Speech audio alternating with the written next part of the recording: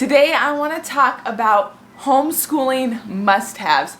This is my personal list of things that I kind of can't live without for homeschooling. So if you do not know, I have 6 kids ranging in the ages from 10 down to 4 months now. These must-haves are in no particular order.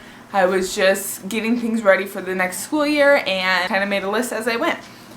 So the first one is HP Instant Ink. I love HP Instant Ink.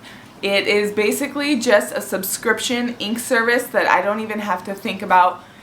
I change it like based on the month. So right now we use very minimal paper, so I think I'm paying like $4 a month for, I can't even remember how many pages, like 100 to 300. And then when we're in the thick of school, like December, January, February, I'll bump it up to the $15 a month one. They automatically send the ink so you don't have to think about when you're running out. And it has just been very nice. We are constantly printing off coloring pages. We don't even buy coloring books anymore. We are constantly just like Googling, I don't know, Spidey coloring pages or Gorilla coloring pages for kids, whatever. We are constantly printing out things and then printing out school stuff. And the printer that I've been using this for, I want to say like 5 years now.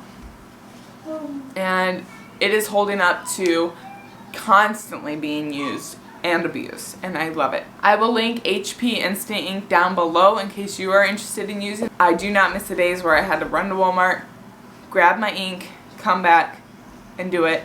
They just automatically know when you're running out of ink and they send you some. It's really nice. With the HP Instant Ink is also just plain white paper. We go through, I would say like a whole pack a month. Kids, I mean, we paint. The kids freestyle on it, like freestyle draw. They are allowed to go through as much paper as they want to get their creative stuff out. And then just piggybacking off of the ink and the paper is markers. I am constantly watching Walmart and Amazon and Target for sales on markers. So I got, these ones just came in the mail the other day for like 25 cents a pack each. So I got a bunch of them, had them shipped to my house. I'm not picky on the brands because our toddlers constantly leave the lids off. So if I can buy them cheap, I do. And then I just put them in a tote, stock up. I did used to buy the big, huge like teacher packs on Amazon. It was really, really nice.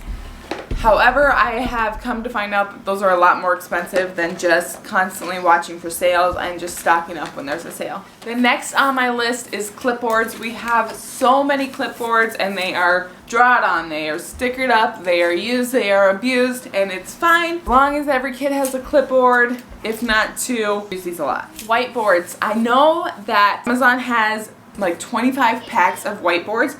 We use these a lot for like learning to write, learning to spell, math problems.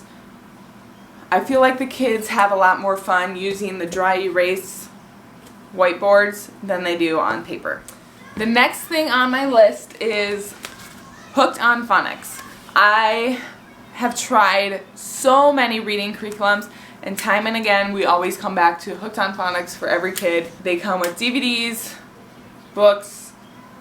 This is just my favorite learn to read program. The next thing up on my list is food and snacks. You will have breakfast, you will have second breakfast, you will have third breakfast, you will have a snack, you will have a lunch, you will have a nap snack while the little kids are sleeping for the bigger kids. You will have a snack again when the little kids wake up.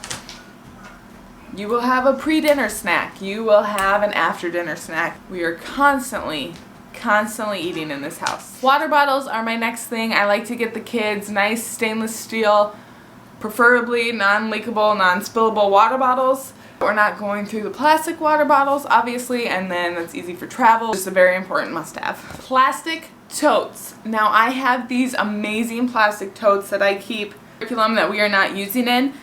And when I went to go order another one for the next year, I realized that the prices had skyrocketed them. So I will link these totes that I have down below. However, just know that they are very expensive.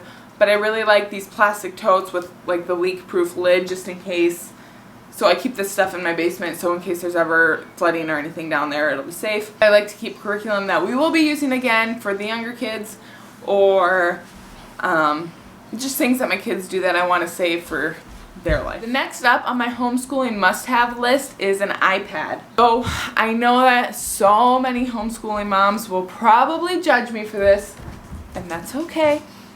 We all run our families a little bit different, but I allow my toddlers to be on their iPads these days while I'm trying to work with the older kids. I just cannot get it done if I don't. So on the iPad I do have YouTube, and my younger boys really like Blippi and Blaze. You know, I'll let them watch that kind of stuff. And then we also do the ABC Mouse and those kind of games. Along with the iPad, I also think that Kindle Unlimited is a must-have.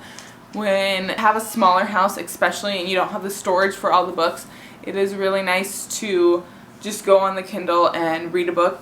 Now I know that's not ideal and it's not great, but I love the minimal aspect of it, and I love that there's just basically a library right at your fingertips. I personally get stressed out every single time we try to go to the library, and as a homeschooling mom and homeschooling life in general, everybody talks about utilizing the library. Well, for me, I have got a newborn, I have got 2 toddlers, and one of the toddlers he likes to push his boundaries.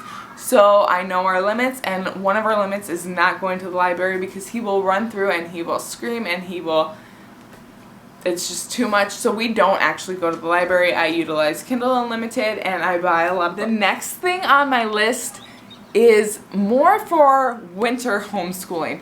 We bought a gymnastics bar for our girls, and it is a great energy getter-outer. My boys utilize it as well, and it's great. Like, I have seen my daughter hanging upside down reading her books on this gymnastics bar. It is great for getting energy out. The next 2 things are things that you cannot buy. The first one is a 4-day school week, which is a little bit funky as I say that, because technically we have a 5-day school week, but the 5th day is for things like field trips and fun things, like not actual, let's sit down and do our math and our language arts and our history and our read alouds, all that stuff. So for 4 days, typically, if I could have things my way, it would be Monday, Tuesday, Wednesday, Thursday. That usually doesn't happen. This usually gets split up somehow. But 4-day school week where you do everything, I feel like takes a lot of the stress away for the kids and for you as far as burnout. And the last thing on my list that is a homeschooling must-have is a daily rhythm. We have got out of our daily rhythm with me being pregnant and then having the newborn and then summer, and things have just gone to chaos here, so it's gonna really suck to have to get back into that. But when you do have that daily rhythm every day and the kids know what to expect and they know how to behave, things are so much less stressful and it goes great and everybody's happy. And then as soon as you lose that rhythm, whew, it's not good and it's not fun to get back into. There you go. There are my homeschooling must-haves. If you are a homeschooling mom, please put down your must-haves in the comments down below to help out the newer homeschoolers. I hope this list helps you out. This does follow up with a few of my other homeschooling videos, and I do have more homeschooling videos coming out in the next few weeks. I'm kind of doing like a homeschool thing, so hopefully this helps you out. If you like it, hit the like button. Don't forget to subscribe, and I will see you next week. Bye.